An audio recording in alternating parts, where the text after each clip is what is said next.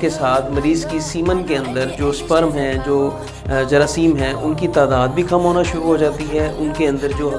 جو ان کی موٹیلیٹی ہے، ان کی حرکت ہے، وہ بھی کم ہو جاتی ہے، اور اس کے علاوہ اس کے اندر جو شکل و صورت ان کی خراب ہو جاتی ہے، اس کی مارفولوجی بھی بگڑنا شروع ہو جاتی ہے، جس کی وجہ سے ڈیفینیٹلی بچہ پیدا کرنے کی صلاحیت جو ہے وہ مرد حضرات کے اندر بڑھتی ہوئی عمر کے ساتھ، خصوصی طور پر 35 سے 40 سال کی عمر کے بعد بچہ پیدا کرنے کی صلاحیت جو ہے وہ کم ہو جاتی ہے۔ دوسری بات یہ کہ مرد حضرات کے اندر